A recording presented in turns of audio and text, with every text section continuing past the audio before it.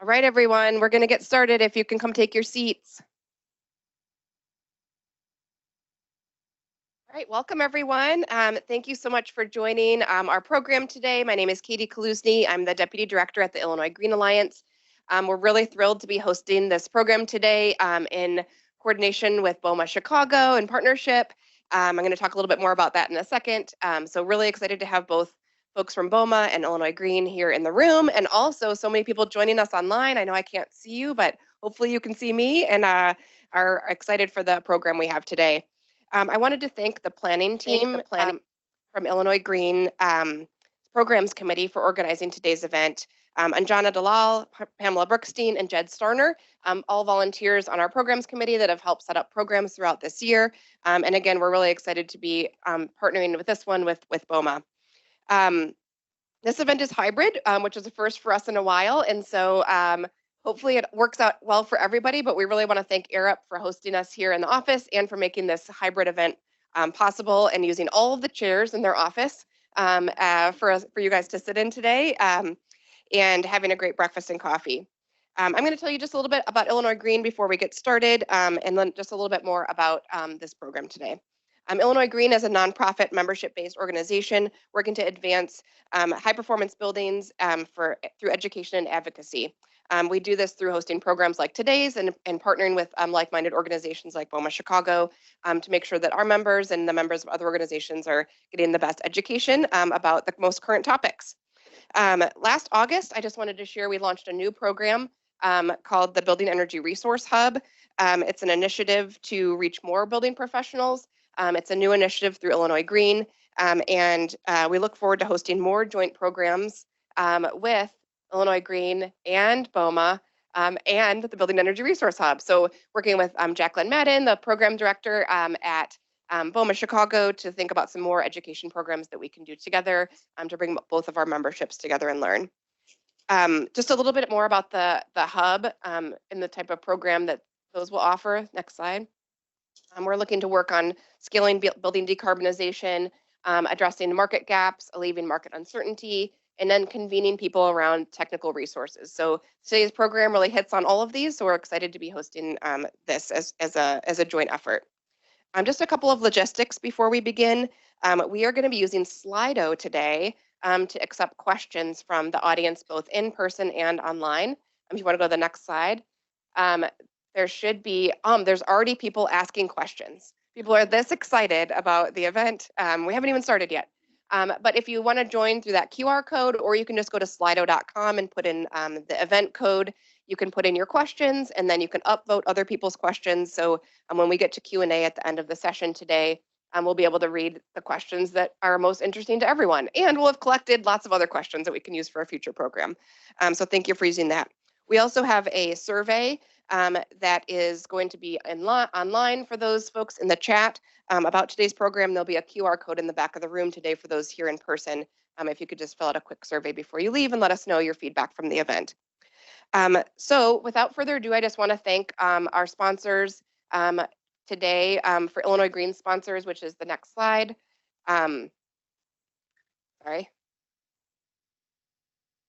Especially our sustaining sponsors, ComEd, Sloan Resource Innovations, and the U.S. Green Building Council. And again, we want to thank Arup today for hosting us in their office and providing our breakfast and coffee. So thank you very much. And I'm going to turn over to John Haggerty, who's going to introduce all of our panelists today. So John. Thank you. We'll have our panelists take a seat here.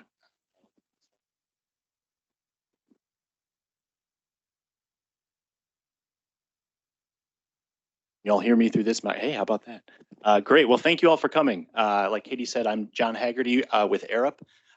Very happy to have you all here. Special thanks to Shireen Nicholas, who leads our Chicago office here for hosting and all the support that has gone into that.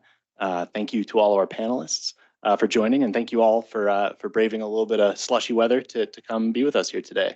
I'm excited about the topic we have to discuss. And so without further ado, we'll just get right into it. We'll start with kind of some quick speaker introductions and then have an engaging discussion from there. And then we have some time for Q&A at the end. Like Katie said, we'll take Q&A through Slido, and then maybe if we're feeling adventurous, we'll take some in-person Q&A here. So I'm John Haggerty with Arup. I lead our smart buildings practice in the Americas region, all about finding new and efficient ways to integrate technology into buildings. And that was kind of the impetus for this panel topic today. So very happy to be joined by my esteemed panelists. Angel, would you like to introduce yourself first? Hello. Yeah, sure. So my name is Angel Dizon. I'm the Senior Associate Vice President for Facilities at Northwestern. I've only had that job for 2 months, so I can't tell you a lot about it.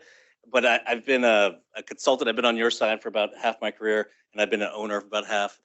I've done about $50 billion of design and construction all over the world, and I've managed really gigantic portfolios valued at about $100 billion. Hopefully that's enough to sit in front of y'all today. Good morning. My name is Patrick Philbin. I'm with Hines. I'm a director of property management, a little over 31 years in the industry. I started in accounting. I've done leasing, construction, property management. So hoping to provide some perspective from an operational and ownership standpoint to today's discussion. Hi, everyone. I'm Phil Koth. I work locally here with Transwestern, the chief engineer at 500 West Madison, a building downtown, assistant director of engineering for Midwest for Transwestern. I'm just happy to be here. I'm kind of the end user, if you will. We're a 37-year-old building, so this is very apropos for our operation and hopefully for yours as well. Thanks. And hi, I'm Rob Knight from Arup. I've been at Arup 5 years. I'm a smart buildings consultant. So on this panel, I'm representing the consultant, the designer. I've got 25 odd years of smart buildings consulting, but before that was an in thing. It was control systems design. So I still do quite a bit of BAS or BMS design, as well as the smart buildings consulting, which hopefully builds on the shoulders of a great fundamental control system to do even better things across different silos of data of instrumentation in a building. Thanks. So the title of this panel, the premise is really about using smart technology to drive energy efficiency and kind of more sustainable building operations. So my first question for the panel is, it's 2024. Why are we still talking about technology and efficiency like they're somewhat novel concepts? So Phil, I might ask you to respond first from the operator side. Sure. That's a very good question. And a lot of it depends on how much you leverage what you have already. Probably the obstacles to that is obviously funding. But there's also a perception obstacle as well. When you look at back of house or things that are underlying structure, it's not easy to see the benefits of those. I mean, we all see it. We're in the industry, but the people we have to convince to implement these things, our tenants, our owners, what have you, sometimes that's a very large hurdle. We try to make the case as best we can, but that's a pretty hard obstacle at times.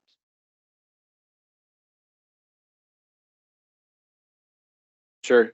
I mean, I'm going to say just to continue on what Phil was saying, from an ownership perspective, they want to do the right thing, but at the same time, they have financial obligations, fiduciary responsibilities. So what's their ROI? How much do we have to spend and how am I getting my money back out of that?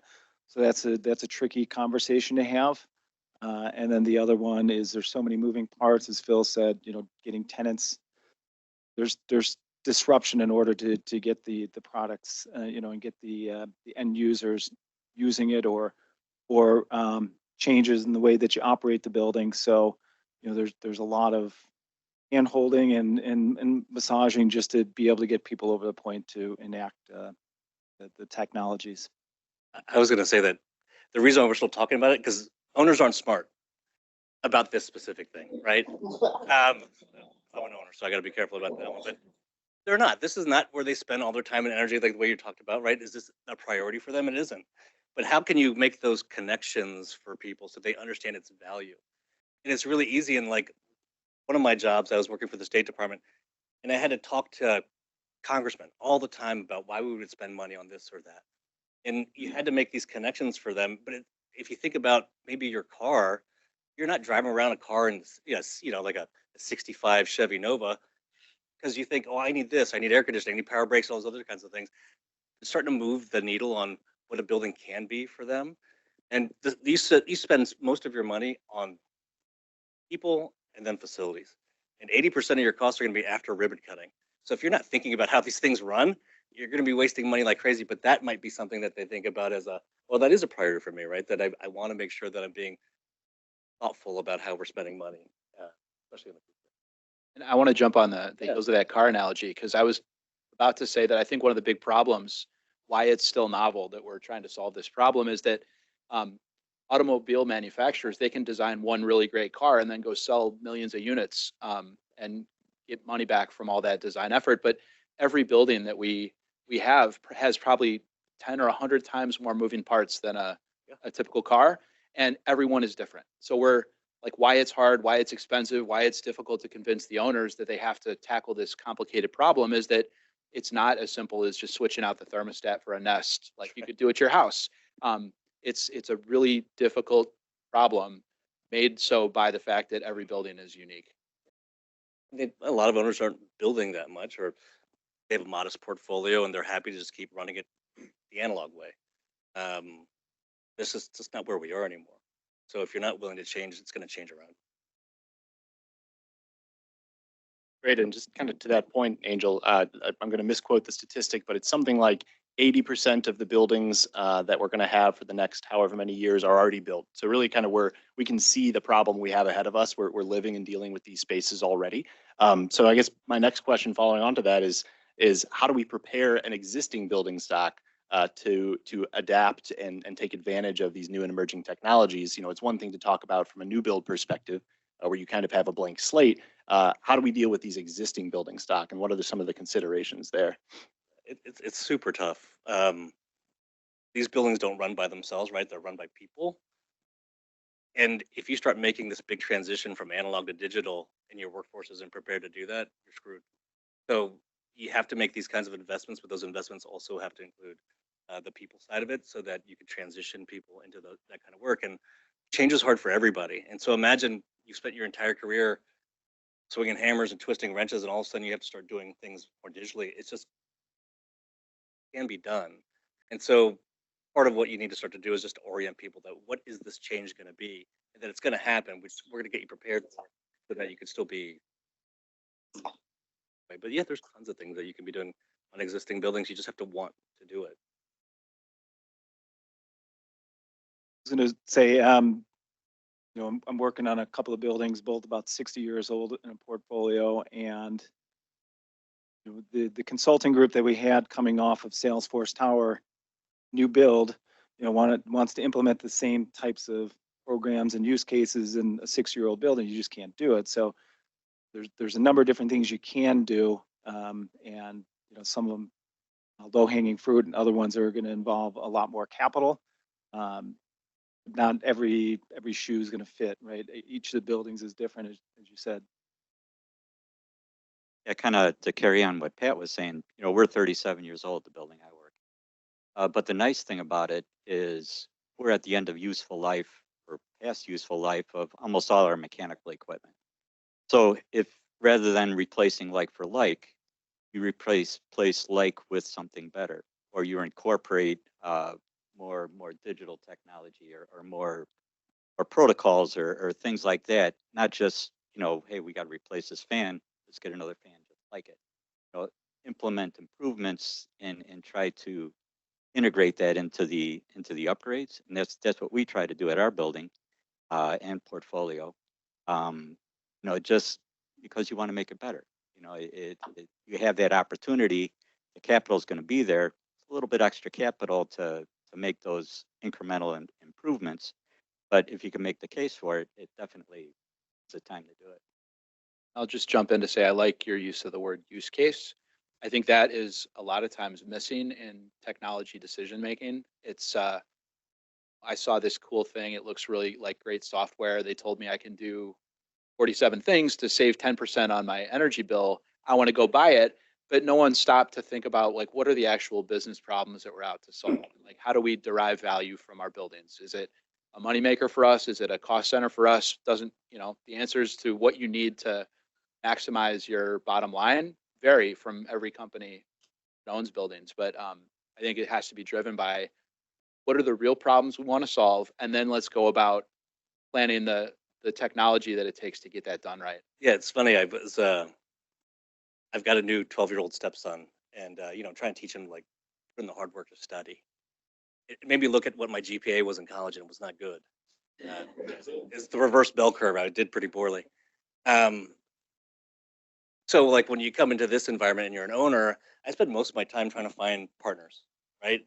I'm not gonna be able to figure it out on my own in that very narrow kind of way. So it's about engaging the right kinds of people to help advise you on exactly the kinds of things that you've talked about. Because I may not know what I'm looking to do, but if you find the right partners that share your same goals and values, then your opportunity for success is really, really high because they're gonna be thinking about your needs the same way that you would be, but as a consultant or as an advisor. And so in that regard, I'm just constantly looking for really smart partners to help me solve some of these problems so that by the time I'm making a decision about what to invest in, to really kind of laid out. Yeah, and speaking as a consultant, I always appreciate working with owners and owners representatives. Thank you. Who, of course, who are willing to kind of engage with you on the journey of finding the right solutions. Everybody's bombarded with the products and the solutions that are out there, but as we talked about a second ago, defining those use cases is a really important first step in making sure that the technology that gets put into place is efficient and effective and is really achieving its goal. And so I'm actually going to skip ahead. One of the first Q&A Add one more thing to that. Please. It's making sure you're solving the right problem, right? And so I think as owners, narrowly, we might want to replace a piece of equipment. But what I would argue is that you should be talking about what is that big thing that you're trying to solve, right? What is a big value or aspiration that you want to lean towards? And then the equipment stuff is relatively straightforward, but being able to identify, I really want to X, and then finding the right solutions to get there. And it probably just isn't narrowly replace this piece of equipment. And a lot of times, examples are helpful. So one of the early questions in the Q&A was around, what are some examples of these smart technologies we're talking about that are in place today? And then, so if I could ask that of the panel, and then also kind of a follow-on to that, what was the process of deciding that that was the right step to take for your building? That's a good question. What we do, or what I find is most beneficial, is to leverage what you already have. There's things out there, software, programs, whatever. But if you start with what you have, and most of us have BAS, building automation, and if you start with that and you build upon that, exit out, but you maximize the abilities that has, and then take it. In my estimation, that's probably the best and first step everybody should take. Because it's already there. You guys all know, building automation has literally tens of thousands, if not hundreds of thousands of data points. I mean, it's just sitting there. And to use that, I think is the first step. It's there already. I think the key word there is data, right? Everybody's trying to drive to get more data. How are your buildings operating? How can we make them more effective, save energy? What are your tenants doing in the building? How do we reach them better? How do we curate events in the building for them? What's going to attract new tenants? So data is obviously the big driver. And as Phil said, a lot of that in your automation systems or your security infrastructure that you already have, you're able to get data, but then it's, then what do you do with it once you have it? And that's when you need a partner to kind of help you weed through the data and come up with some ways to use it that benefit, the building as well as the tenants. I don't mind piggybacking on that. What Angel said earlier from an owner's perspective is finding the right partner. From an end user perspective, that's golden. It's we know our buildings, we know how they operate and things, but to find a partner, yeah. But to find a partner that has that same mindset as you do, from an end user and from an owner's perspective, that's golden. Yeah, I mean, I think to everybody's point, there's, there's obviously a variety of different kinds of buildings, but also a variety of different kinds of owners and what our needs are. You can run almost anything and everything from your phone. Do you need to, right? Is that really what's appropriate for your organization and maybe where it's located? Did a lot of design and construction overseas and would put these really technologically advanced buildings in a place that had absolutely no way of servicing it. So you'd had to dumb it down to the wrong word, but simplify some of the systems so that it was able to be serviced in that particular environment. But yeah, you can go crazy with this stuff. It's just whether or not that's the right kind of investment for your organization. Sometimes if you're not with the right partner, you're with the wrong salesperson, you buy a lot of stuff you don't need.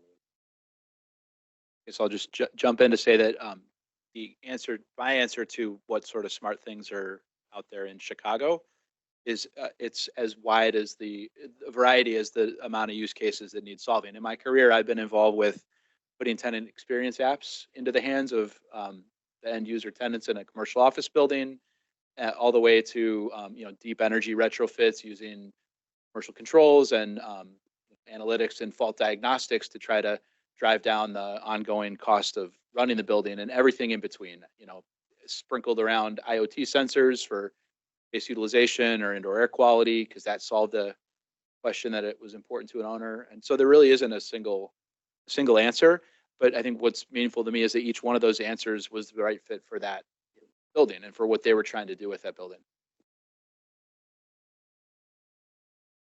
Well, I'll ask the question on everybody's mind, and it's about AI, of course.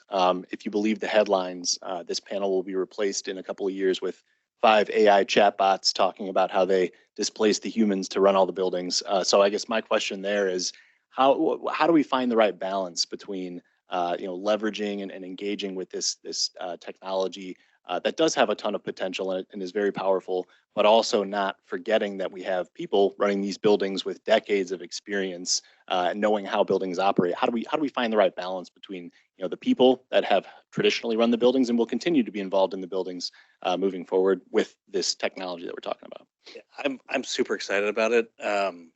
It's going to take a while for the industry to get there. I mean, we're still using concrete, so I mean that's hundreds and hundreds of years old, so it's not going to change that quickly. So I wouldn't sweat it that very specific kind of way. But there's things that only we can do that AI can't. Right? We are very creative, thoughtful people. We can build relationships with others. We can write good music, and good poetry and those kinds of things. But that stuff is never going to go away. That's what I want to leverage people for, is their minds. That's really great. And then all this kind of I'd call it administrative kind of stuff.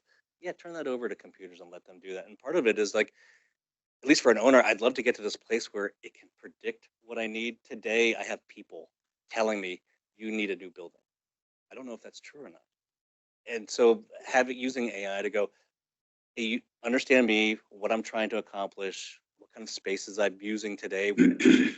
That's how I would love to start to leverage AI, especially we're building just way too much stuff, I think, and not leveraging a lot of what we have. And so being able to better understand what our needs are and how we're going to use it and then predict how we need to maintain those things, I think would be great for us. And then the workforce just shifts. You just have to prepare that workforce to shift so that they can do the more meaningful things, because at some point someone still has to make a decision, and that decision has to be about people. At some point, the equipment needs fixing. At some point, though, the windows need reglazing, and everything in between. Yeah. I can't add much on what Angel said, but I mean, it's coming, right? So when will it officially be here? I guess it already is. Yeah. If you think about historically, I think I wrote my resume using AI, so it's here. We used their cell phones 20 years ago. Now I can work all night on my cell phone with, so the technology will creep up and then all of a sudden it's there, but it's using it and you still have the human element. We were doing a case study at a building and the consultant kept trying to push a certain type of, nothing against consultants, obviously. Yeah.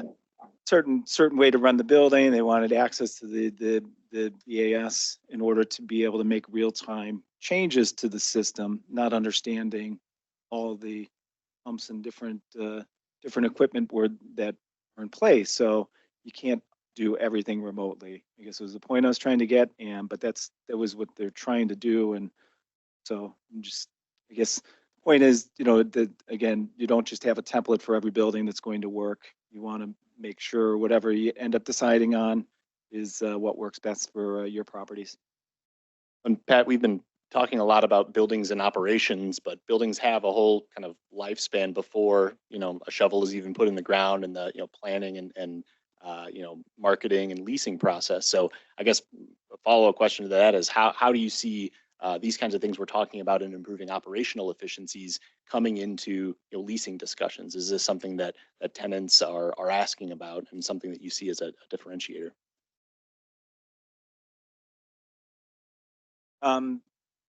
It's a huge thing. So from a leasing perspective, we see more and more requests for proposals.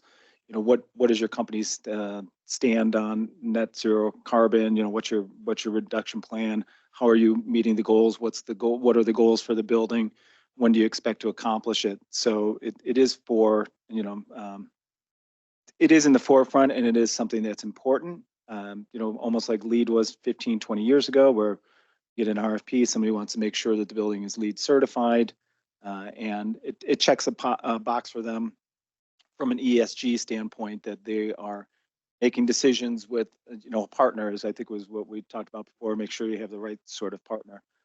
So we do have goals that we've put together for plans for each of the assets that we have, and the one tricky part is that some tenants will want you to write the requirement in a lease document, and at this point, I think a lot of owners are a little reluctant to do that. They have a grand plan. They're good stewards. They want to do the right thing, but they're not going to put in a lease agreement and maybe get into a legal battle if something occurs where the building doesn't meet its obligations.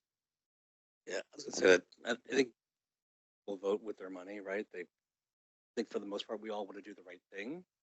Just have to understand what that right thing is. You talked about net zero energy, and yeah, I want to promote net zero energy, net zero carbon, those kinds of things. But one of the things I'm really going to focus on is net zero forced labor, and be surprised at how much forced labor goes into like harvesting the raw materials for the kinds of things that we do. Think about photovoltaics, which I want to use a whole bunch of them. China owns 85 to 95% of the global supply chain, and they use the Uyghur community to harvest all those raw materials. It's not like they give you a deal because they're using forced labor. They're just taking all that cash. So it's one of those things that, for all the things that we're talking about, I think the more you educate your consumer, the better decisions they're going to make about whatever the hell it is. But frankly, if you don't know, you're just going to make wrong decisions. And so that's what the partnership thing is really good. And sometimes it's not about work, right? So sometimes I want to talk to you, to Arup, not because I have a project to give, but just because I don't know about this or I want to learn about that. And that's what real partnerships for me kind of feel like, is being able to engage with folks like y'all just to better understand the kinds of situations that I'm in, so I can make better decisions for my. Yeah, I had a couple thoughts actually, backtracking a little bit. To your point about AI, I don't think it's truly a replacement. I look at it more of as augmentation. Like you were saying, there's going to be a shift in the labor, and AI should and hopefully will augment that shift, not necessarily replace. I think the important thing to keep in mind is to integrate. It's not like you buy a program or you buy a system or whatever that has AI in it, and all of a sudden, boom, it's there. I think you need the human element to integrate it with that, integrate it in implementation and investigating and across the board. I think Robert, to your point about, it still takes people to sort of fix these things. Being able to focus those people's energies in the right kinds of places is going to be huge. I've never been in an organization where they've told me hire as many people as you'd like. It just doesn't exist. So I have to, you'll hear you have to do more with less. You're just doing less with less. That's kind of how that works. But AI might give us this opportunity to sort of focus our existing resources where they need to be, so that you can maintain stuff as opposed to running things to failure, which I think is a lot of strategies for some owners, just run that thing into the ground. But being able to maintain them and having the people working on the right stuff at the right time is. And another thought I had actually to you, Angel, is you said you'd like to see AI be more proactive, I guess, Yeah, more predictive. more Yeah. predictive. I know it's not the right word from the technology No, standpoint, but yeah. but I think we get what you're saying. You know, right now I think a lot of what we do is reactive. Yeah. You know, and that's fine. You have to be reactive. You have to. But I think the true, you know, diamond in the sky is going to be, you know, that proactive, uh, sensing something that isn't quite Yeah. there yet, and taking action to offset that or prevent it. It's funny. I talk a lot about firefighting versus fire prevention. Like organizations will spend a ton of money fighting fires. That's what they like to do. They'll throw a ton of money at it. They won't spend money on the fire prevention part of it, which would avoid all that other stuff that makes it exciting and probably do it at a lower price point. And there's a whole bunch of like, heroes that are firefighters. You don't see the fire alarm installer as a hero in any kind of meaningful way, but that's where I think I would rather be. Is it's not exciting, but if you could prevent stuff from happening, like that's my whole goal, is make all of our jobs really not so exciting in that way. Just make it nice and even, because we're doing the right things early and doing the things that are preventing. I wanted to take, Phil, your thought and kind of bring it back to the kickoff question a little bit. I think the incredible complexity and the variety of buildings that we're stuck with, that 80% that we're going to be stuck with for the next 40 years and we have to make best with, I think AI does offer an exciting opportunity to try to grapple with some of that complexity and maybe help with some of the tricky decision making that is required to do like a deep analysis of one particular mechanical system, for example, to think, it's time to upgrade this thing. What do I need to do that right? What's the best new equipment to select or size it properly? What's the right sequence of operations for that thing? I mean, all these little mundane technical details. And the reason that I think it's still so difficult to fix this, to apply great energy efficiency to this existing building stock is the amount of deep thought it takes to analyze each particular building. So maybe AI does in some way offer us a potential solution to that and making it faster to adopt better technologies in these buildings while still keeping all those people we need to make sure that you give them guardrails, right? To not make really horrible AI mistakes. I think that's a really good point. You know, my mind isn't that great, but I certainly can't process 10,000 pieces of data. You know what I mean? And I think that's really the benefit of AI. So that is out with something usable. Well, one of the kind of outcomes of this panel discussion is we wanted our panelists to share with you all kind of how to get started. What's the kind of support needed in an organization to undertake something like this? Because I think as much as we talk about individual buildings, there's also kind of a program level discussion that needs to be had, so that these things aren't just kind of done in a one-off manner. So Pat, I'd ask you, with your experience at Hines and some of the digital initiatives you've undertaken, what sort of organizational change was needed or support was needed to make those things successful? I have two experiences. One was slow and painful, and then the other was very quick. And so the initial one was probably right at the onset of COVID 4 years ago, and deciding that we wanted to move forward with a portfolio of buildings, and then getting back into the use cases. What do we want to accomplish out of this? What are our long-term goals? And so working with a consultant to go through that, you want to bring somebody on that has experience in it, but you also want to have somebody that can make decisions and help guide you in the right direction. Where we found ourselves week to week, every Friday afternoon on a call to accomplish, going over what our meeting minutes were for the last week. So having, somebody that really kind of drive and tell you what works well, because it's not my forte for sure. And then fast forward to last fall, we brought somebody else in on a different portfolio, and from day one, they were like, we want to have everything rolled out in 90 days, 3 months. And it's because and that was something that we used at a couple of our newer assets, one locally, one down in Houston. We have a program or a platform called the Heinz Digital Client Experience, DCX, and we have different partners that work with that, Swift Connect, Code, a number of different experts in each of the technologies, security, BAS. And so in that circumstance, it was almost, you're driving in the slow lane and then you jump in a car and all of a sudden you're doing 90. And you're like, I got to tap the brakes. I don't know what's going on here. So, but we're able to slow them down a little bit and then really start to understand what they were proposing and then getting the right partners involved and the rollout and everything. And, you know, it's been a success at other buildings. We have a rollout at 2 properties at the end of this year. So, you know, once you have that platform in place, it's going to make things a lot easier. You get a lot more data. You got a lot of more tenant interaction. But just having somebody that knows kind of the next steps, right? Not somebody that wants to just go week to week and be your friend and say, hey, you know, what's on your mind? What do you got going on for the weekend? You need somebody to kind of to take the ball for you and charge ahead. Can I ask how many owners are out there? If you don't mind raising your hands.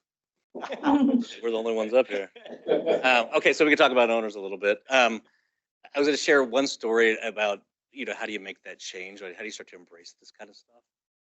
And I was in an organization. I was running all the architects and engineers, about 150. I was really pushing innovation.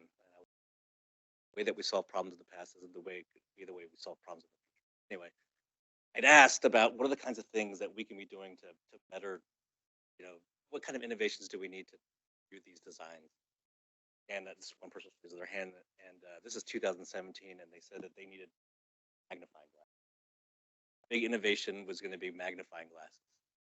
Well, if I was just doing my job, the regular job, I would have just gotten them magnifying glasses. But I think what owners need to do is translate that aspiration, right? So I want to make it easier for me to review. I was like, okay, what I'm hearing is you want to make it easier. That's difficult the way that it is, that there has to be this change. And we were able to move everybody to Bluebeam in about 1.5 years.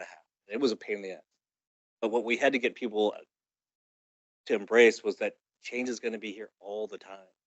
As long as you're comfortable with that change all the time, kind of always working in beta, you're going to find some success in there. That's the thing for owners, that they get really comfortable because they don't build a lot of buildings, and then they do, it's hard for them to make that adjustment. But if your organization's constantly in some kind of iteration, then yeah, then kinds of things start to become easier to digest. But translating, I think, what the need might be into something that's applicable. I think for us, the actual start is actually the desire. You have to have, it's a human element, but you have to have the desire in a team, which then can, you know, go out to your partners. It could go out to your owners. It could go out to your tenants. But you have to start with the desire to make a change. So, and to be open to change and to understand that change isn't bad.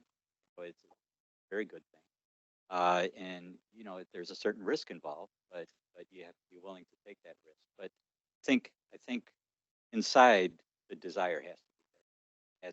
That's the kernel that drives everything. Without it, you're just going on like every other day. I'll just say y'all came out today, so maybe that's the first step, is you came to hear a discussion about what a smart building could be, or what it looks like. I wanted to emphasize that places like BOMA, IGA run programs like this to help educate folks. If you're an engineer, it's going to be the 399 hall, does a lot of great training. If you're the other kind of engineer, it's, you know, ASHRAE meetings. There's a meeting tonight where they're getting together for their monthly. And so the organizations you already belong to or attend meetings with, they're probably bringing more of this programming in as well. So that's a great place to start. There's a couple of trade groups that I love following. There's Realcomm. There's this Nexus podcast. These are, you know, kind of big thinkers, but it's also some of the vendors throwing their ideas together. But they're happy to send you their newsletter and reach you in on the things they think are the next big trends and all. So I think if anyone's really grasping it, a way to get started, there's resource out there. find that partner, that person that'll listen to you. It might be a vendor that you've already got calling on you. It might be a consultant that you've got access to, but there's ways to go get help. I was just going to say, and a lot of times, I shouldn't say a lot of times, often they'll do it at no charge, right? We'll take a look, we'll give you some ideas, and then maybe there's some sort of relationship that builds out of that. But I think a lot of firms would be happy to at least look under the hood and say these are what we think would be important or improve your operations and tenant experience and everything. And not saying the entire process would be complementary, but the initial look, I imagine, would be, right. I'd add too, like when we're talking about the partnerships, I spent a long time sort of working with other consultants, and I would be able to sort of see what was happening 5 to 7 years from now. And I think if you're owning a big portfolio, you need to see way beyond that. And so started engaging with a lot of academics to find out where is the world heading, right? What are those big global drivers impacting the built environment, and how can I make sure I steer my organization the right kind of way? That combination of knowledge has been invaluable. So if you're working with a consultant that also does a lot of stuff, a lot of engagements with academics, is probably a nice mix for you. And that was actually going to kind of leads in nicely to my last question before we get into some Q&A. Actually, is I was going to ask you all to kind of get out your crystal balls and say, what's the next big thing coming in the real estate, building technology space, smart buildings, whatever term you want to use. What's that next thing over the horizon that we should expect to be talking about when we do this panel next year? So I know for me personally, as a consultant, anytime we talk about technology in buildings, the question always comes up, well, what about privacy? How do you balance data collection and all this rich analytics with people's privacy and people's right to kind of not like they're being tracked in the workplace? And I think that's an area where our industry still has a lot of work to do, honestly. I think particularly in the US, it hasn't really gotten the focus that it has elsewhere in the world. So for me, that's where I want to see us push into as we move forward in this industry. But I'm curious to hear from the four of you. What's the next thing that you see coming down in space?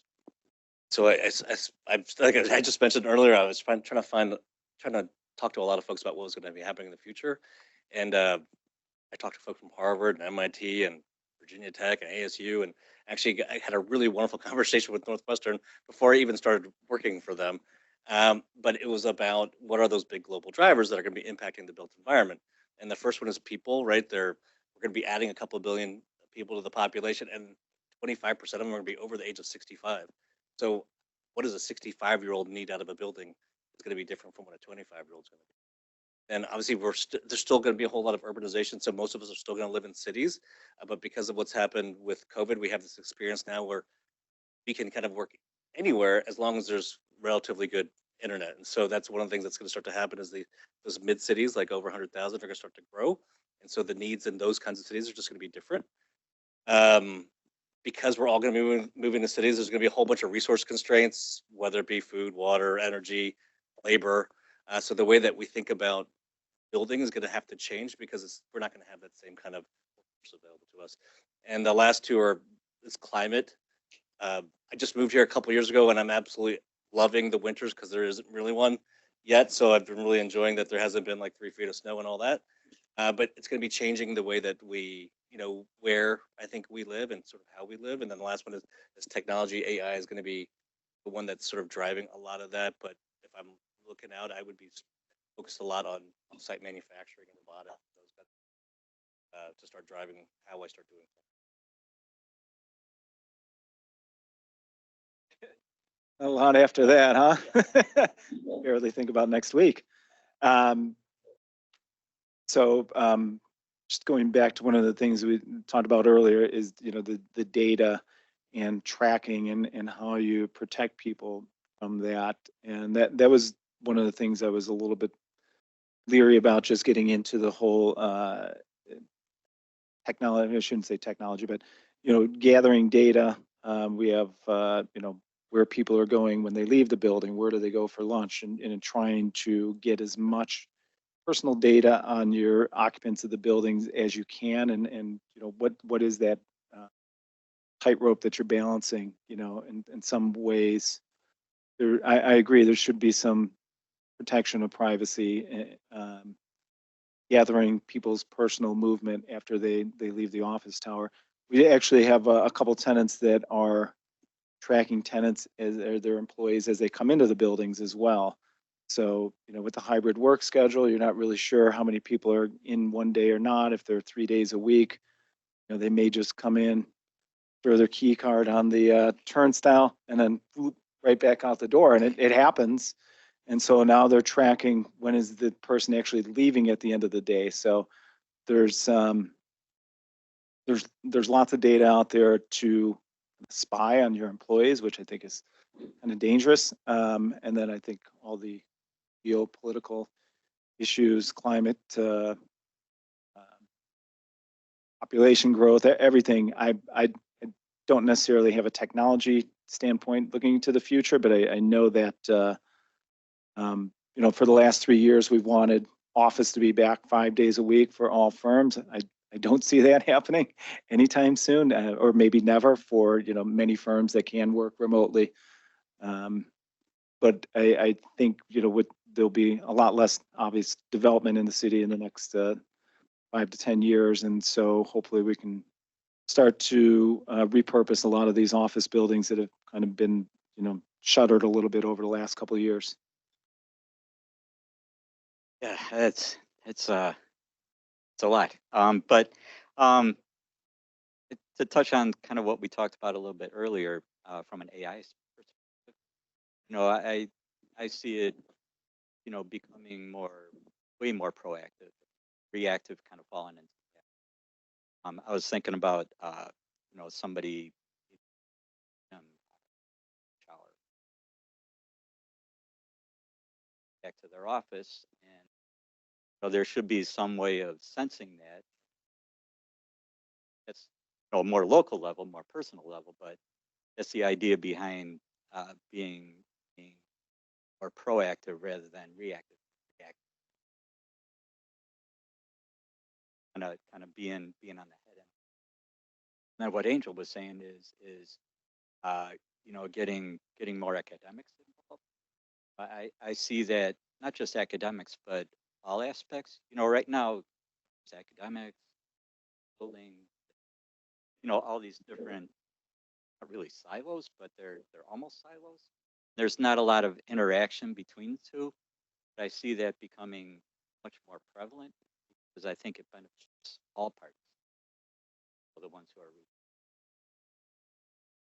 All of your answers were fantastic. I don't think I can build much on them, but I started when John asked the question thinking about what's like a technology piece I could throw out. I think it's generative software, and I don't know if that's a real word or if I made that up, but the idea that the hardest part about bringing intelligence to our existing buildings is the human cost of figuring out all the data that it's got and mapping it and assigning meaning to all those bits of data to sort of stitching it together into a model of the building, like a digital twin. And I think a place where my crystal ball tells me that the software will be better at automatically learning that context, applying that context so that us smart people can spend more time doing useful things with the insights instead of spend all of our time just cataloging the things that are already there so that we can bring it into some software to start being smart with it. So that's where I hope, at least maybe it won't happen, but I hope that's where the big thing that comes soon. Generative software, you heard it here first. Trademark, IGA panel 2024. That was great. So we've got some great questions here in the Slido Q&A. For those in the room here and for everybody online, we've got probably 50 people in the room here. Anybody in the room who didn't have a chance to fill it out on Slido, if you just want to raise your hand and ask questions live, that's fine too. I'll just repeat them for the audience on the call. So the first question, in no particular order other than what I'm seeing here, first question that jumps out to me is around what is the perspective of building management on sustainability, considering that from a supplier perspective, it appears to be seen as a nice to have?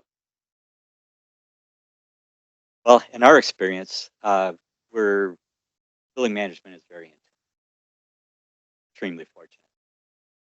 Speak for other buildings. Understand that that's probably not across the board. I think that's a level of trust and a level of all parties involved. But I see that becoming more integrated. I mean, when ESG first came out, tax in another city who's your person, and they fill out a form and on their way. I see that being a little more accurate, integrated, and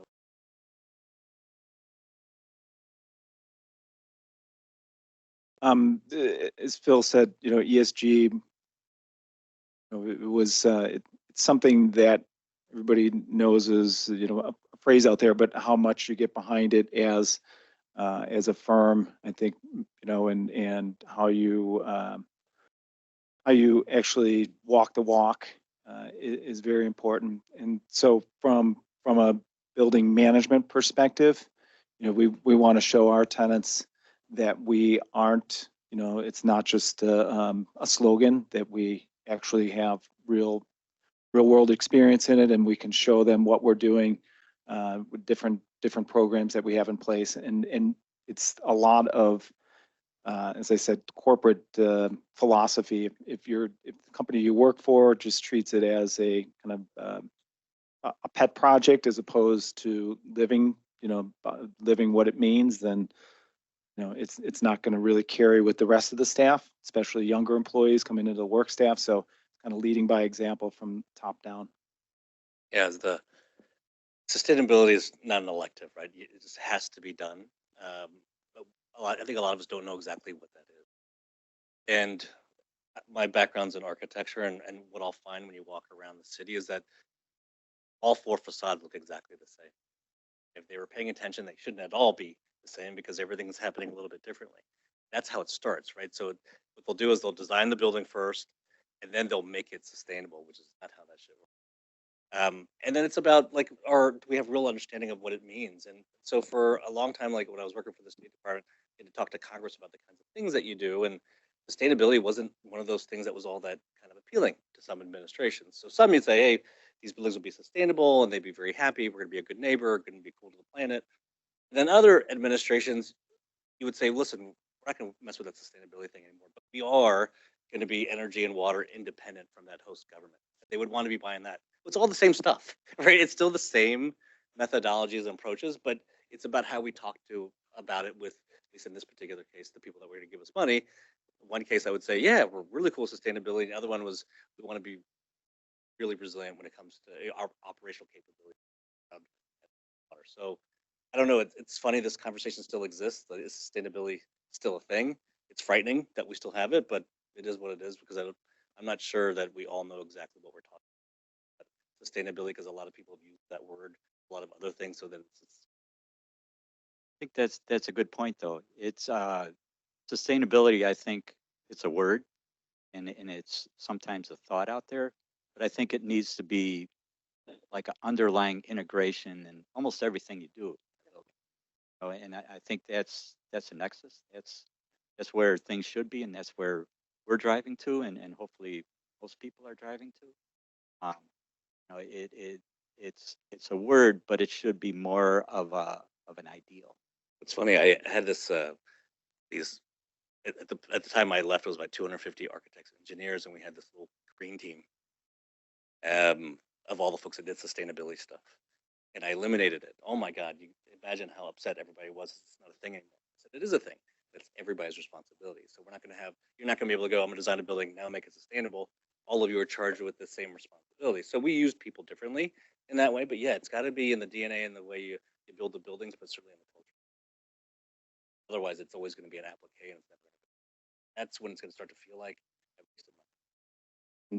Kind of a related question that came up is around, how can large property management companies or large portfolio owners kind of educate their own organizations and also educate their clientele around how to, implement these things in the right way. And I think we're also getting some feedback from those online. If our speakers could just keep the microphones nice and close when we talk. That was a little birdie told me. So I guess the next question is around, from an owner, portfolio manager perspective, even from a consultant's perspective, how can we help educate our own clients and then also kind of the industry more broadly around smart buildings technologies and energy efficiency? Well, I guess as the consultant, I'll start. I don't know that there's an easy answer to that. I think it's the outreach. I think it's the getting on stage when you're given an opportunity to talk about what you know. I think it's in doing great work every day. And I think it's the, the next project that you get, making sure it's like a case study in excellence. If the client is willing to go with you on that journey, if that's a place they want to go, it's doing the very best work you can to tell the story from a real world application. That this is something we actually did. This is not a sales pitch. This is not a pie in the sky idea. This is actual evidence of something done right. Now let's go do it better the next time and keep building on those successes. That's kind of my best. From a owner standpoint or management standpoint, it's making sure that it's a forefront type of topic. So as we write new leases, make sure that we have language in there that allows us to go ahead and pursue sustainability, initiatives for the building on behalf of the tenants, right? They have to understand it's for their benefit as well. Maybe it's for energy reduction, but they don't even necessarily need to know that as long as they think that they're doing what's good for the environment. But I think making sure that you have the ability with your tenants to be able to do that. So as I said, putting green lease clauses in there, which allow us to run buildings less. There's certain business hours that you might have in the lease that you're supposed to run fans and so forth. If you're talking about on a Friday or a Saturday where you're supposed to provide hours, if nobody's going to be in the building anyways, you want that ability to shut down your fans and save the tenants money. And they may not necessarily think about that portion of it when they're thinking sustainability. They may think, okay, this is going to cost me money. So it's trying to educate them on what savings they can get out of it as well. And then, the ownership group is as well, understanding that there may be some upfront cost that's going to, as I mentioned before, we have certain ownership group that return on investment. How quickly do I make my money back? And so if you can share that it's a, fairly quick turnaround, then they'll certainly get on board. I think that the education's a big piece of it. You just have to understand and know, and then find ways to connect. I think what you all are going to do to the people that are going to make those kinds of decisions, so they can make the right ones for you. But there's always an analogous story that you can connect to them in some kind of way. And so, when you're working for the government, there's a whole lot of stuff that they want to do in terms of. And when I was focused on climate, how do I sell climate to a administration that doesn't think that climate change is a real thing? But I didn't. All I did was add the word security to it, and it worked. I said, "Well, I don't give a shit about climate. I just want to do climate security." Like, okay, I'm interested in that. But it's the same thing, right? We all kind of live this life where you're looking for miles per gallon. Like, is it an efficient car, or like, are the food that you're eating, is it organic or whatever? So we're already in this kind of climate of trying to do the right thing. You just have to connect those right things to what it means for the portfolio of the building. I think education needs to be continuous. It can't be a one-off or a two-off, or it needs to be not so much formal education or formal panels or things like that, but more integrated in learning experience, where it's a learning experience. It doesn't feel like a learning. It's just about being curious, right? If you get any kind of organization that's even aspiring to be innovative in some kind of way, I would just encourage being curious about anything and everything, and eventually it'll lead you to the same place. Right? We're all going to get there. I was going to mention it's almost it seems more generational as well. It's today's youth or younger workforce is much more involved or interested than probably 30 years ago. And when we host these events at our buildings on Earth Day or other, basically Earth Day, we're talking about what we're doing, and that gathers more people to come and check out that event than typically just about anything else. So it is pretty amazing to watch the difference in what the youth now, who's much more in tune with it than probably a few of us up here. But I think that's a very positive thing to see. I know we have a lot more questions online, and I'm sure there's some questions in the audience here. unfortunately, we're at time, but I know a handful of us will be sticking around afterwards and would love to continue the conversation. So thank you again on behalf of Arup for coming. And I believe, Katie, you have some closing words for us? Microphone, thank you. Thank you all for coming today. Thank you all to the panelists for sharing your insights with us. It's really wonderful to hear and not have a slide deck the whole time. So thank you for switching it up and just sharing your thoughts as we go through the questions today. We really appreciate it. Want to thank Arup again for hosting. Want to thank BOMA Chicago for partnering with Illinois Green on this event today. And again, you said there's lots of questions left. We will take those questions and see if there's some more programming we can develop that helps answer those.